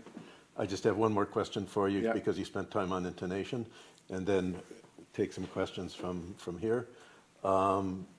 I mean, you and I have talked a lot about intonation, and I love your book, and I'll give Cello Mind a big plug. I think everybody should buy it. Yeah. And I love the way you talk about the difference between melodic intonation and just intonation. I call it harmonic intonation, but it's vertical or horizontal. But the one thing that you didn't mention, which I think is important to you, you can't do everything in a class, but I just wanted to ask you, how do you use the resonance of the cello just when you listen to the ring of a G or an A or a D? Is that important to you, the way you tune? That's absolutely important, That's the most important thing. So the tonic vibrations. Yeah, okay, I just wanted to... No. But you're the one that pointed out that in Bach, it's better to tune up with the low strings. And that, when I read several dissertations, violin, the very famous Ritchie from Indiana, and they always tune their violins like that. So you tighten the fifth on the bottom. Tighten the fifths a little bit. Because then when you're in C major in the third suite, you E, because you have the E that tunes with the C, and the E that tunes with the A. Yes. And when you have both a C and an A, you're in trouble. But then you, of course, we can temper the intonation and do equal temperament in between. But if you do what you, when after you said it, I changed it. It brings that E harmonic a Brings little the E closer little- yeah, yeah, together. to the other- He was, yes. his C Yeah. was quite flat. That's- Doesn't yeah, have yeah. to be quite that No, flat. no, Yeah, that's yeah. right. Yeah. But, and also if you tune the fifths a little bit closer together, actually the low C of the cello will match the low C of the piano better. Yeah, yeah. Because the piano tuner actually is tuning tight fifths also. Yes. Yeah. So how about questions from the audience? Larry. Do you think that you have, depending upon the medium you're playing in, that you tune your instrument differently? Oh yeah, so with medium, what do you mean? Well, I mean, if you're playing with a piano, you have to be with the piano. Absolutely, so but if you If play... you're playing with an orchestra, you should better tune higher. Yeah, I mean, Heifetz, yo-yo ma, you hear them, they tune a little bit sharp, because then your instrument just projects much better. Casals did the same thing. Not only that, but the orchestra always, the pitch goes. They always, absolutely. But I think if you play with the piano, if you're playing like in C major, you certainly have to tune the C string to the piano. But if you play the Beethoven A major, you never ever play an open C string. So you can just tune it in perfect fifth, because it doesn't make a difference, because you never play the open C. But there are a lot of pieces where you use the open C. If you play Beethoven C major, surely you have to. But then sometimes the piano is out of tune. But then it's good anyway to match it in the C string. The piano may be out of tune, but they're never blamed. No, that's true. That's a very good point. Yeah, absolutely. You have a question back there? Do you think that certain players have an inner tendency to play at either A, 440, 441, 442? Do you think that, depending on what they tune to, they'll be more successful or less successful? I think you have to be able to tune at any place, because you go to one orchestra and they tell you what their A is, and there are other orchestras, they tell you before you go there what they tune to, so then you have to practice at that. Because I tell the students, sometimes tune a little lower and then adjust with that, and sometimes tune a little louder, because it's all relative. So you have to learn to tune to different A's, because otherwise you won't be successful when you go to an audition. So I think usually what's the school tunes to, that's what you should tune to. Because what do they tune to here, 41 or 42? It depends on the studio. Yeah, yeah. They tune 440, but I tell them to tune it to 441 or 442. Yeah. What about your studio? Depends whether they show up to tune. I know. I know. I remember playing once Rococo variation in A major with a piano that was a half pitch low. So it was really difficult. So from that moment I said, we better practice that so we can do it. I kind of liked 442 because when you go to Europe, it's so often up to 444. Oh, yeah, I know. That's a Yeah. big adjustment. Yeah. So to be a little bit closer to it, I think, is helpful. Yeah. That's great. Yeah. Yeah. There was a question over here. When you're playing in a key that's not very resonant naturally with the cello, say D flat major or F sharp major or something, how do you tune some of the melodic intervals? How do you check them against? Do you have any special tricks to check? Depending if you're playing the Bach fourth suite. No, just any. Well, yeah. But then it depends if you're playing alone, Yeah. or if you're playing in a string quartet, or if you're playing with the piano. More alone or with piano? When you play with the piano, people don't know, but people intuitively, if you have the melodic B flat, if you play in like G flat minor, everybody adjusts their tonic to the piano, because if you just played it the way you would do it when you played alone, you'll be out of tune. So people don't even realize that. Because anybody with good ears, you just do it instinctively. So you will play the tonic with the piano, but you can still play a high leading tone within the key, because if you play like a high leading tone and it's in a chord with the piano, you never hear it, it doesn't never line up, because the ear and the mind of the listeners you listen to the cello independent of the, if you're a cellist, you don't listen to the piano. If you're a pianist, you listen to the piano. Of course, I'm kidding, but there's a little truth in that. But also the brain filters out information. So it separates the sound of the cello into one register and then the piano. So you don't hear it all as one thing. Because when there's 1,000 different things going on, the mind and the brain will pick out the things that are important. So there's a lot of leeway. But I think tune the tonic to the piano and then play a melodic scale.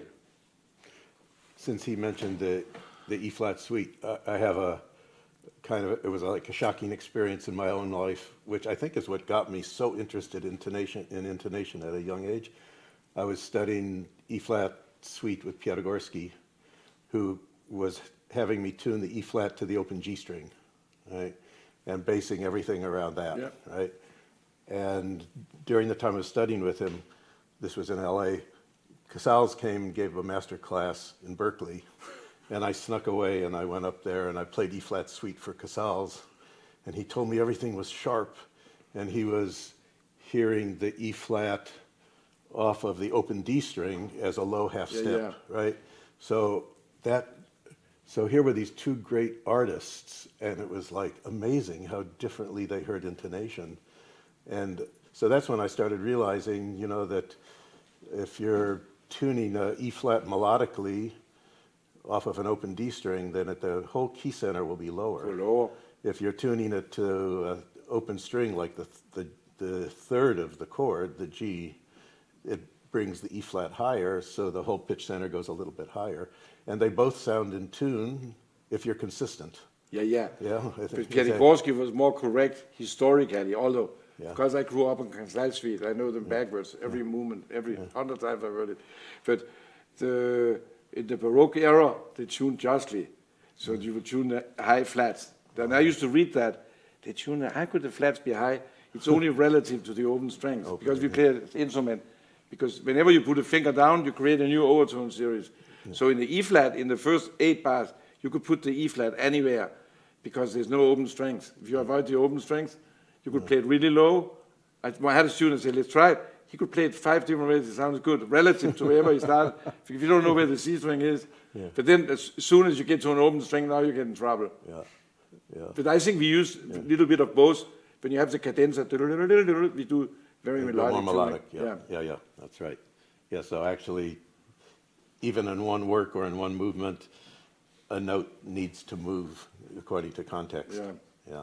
But when I came out with CelloMind, I thought it's going to be such a disaster.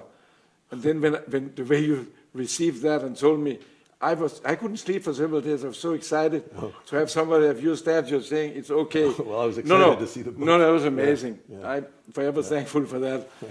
Because you knew about, but it's like many people, they have their way, and then they're not open to all the different ways. Yeah. Well, But you already knew that you'd done it before. No, it's exactly the same intonation, but with a different language, a different vocabulary. I know, So I love that. Yeah. Yeah. But also being in the quartet, and you're playing solo, you are in that, You have in to between the change. two. You change all the time. Yeah. Yeah, exactly. Very good. Yeah, More questions? this seems good. Okay, it's good time. So Very thank good. you very, very much. Thank you so much. Thank you. Thank you so much. Yeah, no problem. Thank you. Yeah.